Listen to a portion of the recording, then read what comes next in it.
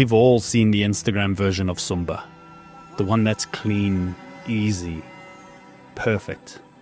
But out here, the beauty isn't in the beaches. It's in the way people live with their ancestors, in their rituals, their rhythm, their faith. This is the Sumba that tourists will never see.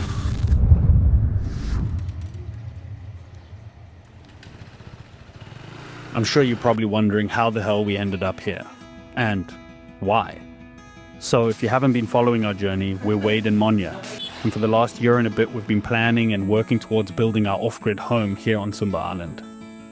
But as time went on, we learned that no matter how much we planned and designed or dreamed, nothing was going to prepare us for a move more than actually living the tradition. You can build a house anywhere and guard yourself with walls.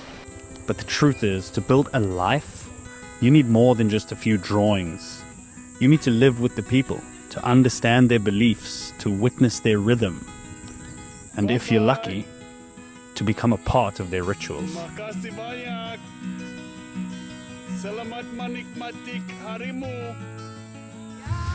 Here on Sumba, they follow a belief called Marapu. It's a belief that says the living never die, that their ancestors live in the land, the trees, and the animals around them. They perform ceremonies to honor the ancestors so that they'll have good fortune, and that the seasons will bring good harvests. Well, that's what it says in the books anyway. But we weren't satisfied with what you can read in books.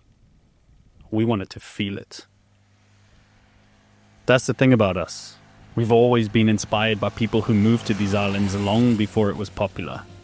The ones who came before everything was easy, who walked into the unknown, not just looking to take something, but back when travel was more about understanding. That's the kind of trip that we wanted this to be. Raw, unplanned, and I guess untamed. The problem is, where the hell do you even get access to travel like that these days?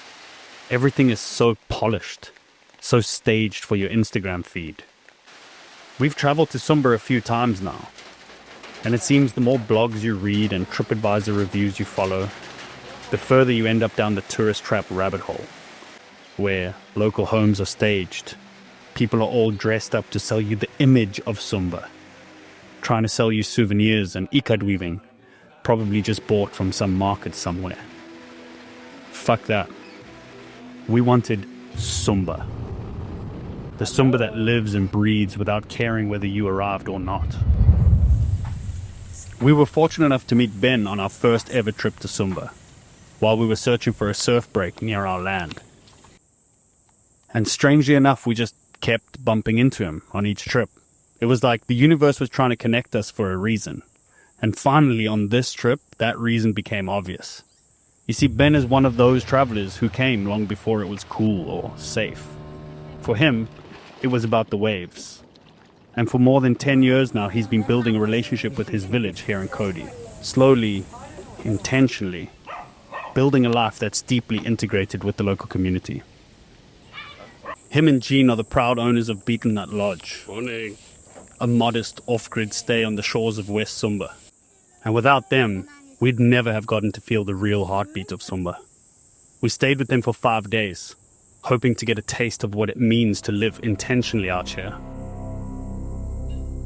And it was only on our second night when we were thrust into the reality of Marapu. They took us into the heart of the island, to a ceremony that only happens in this area once every 10 years. A celebration for the ancestors. I did not expect that many dead animals. Not at all. 60 animals were sacrificed that day. It was heavy, sacred, and in its own way, beautiful. It was the moment that we understood you can't separate beauty from discomfort here. They belong to each other. Yes, they brutally sacrificed 60 animals that day.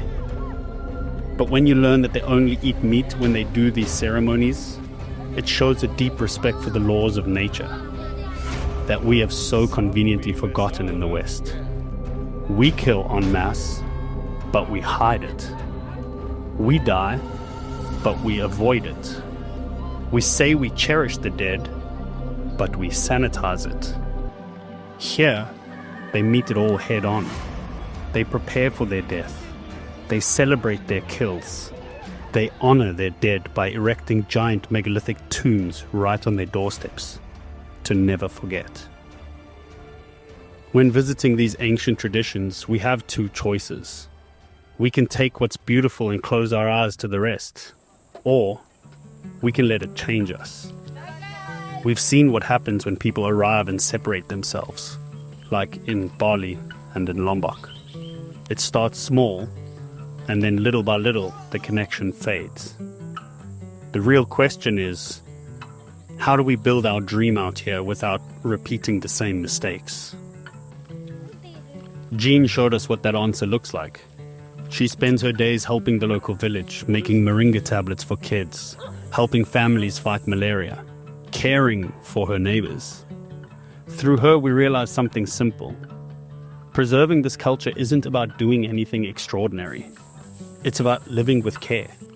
It's about showing up with an open heart and asking one key question before every decision. How does this help the community around me? Because if we can start there, then maybe it's possible to build a dream without breaking what already exists.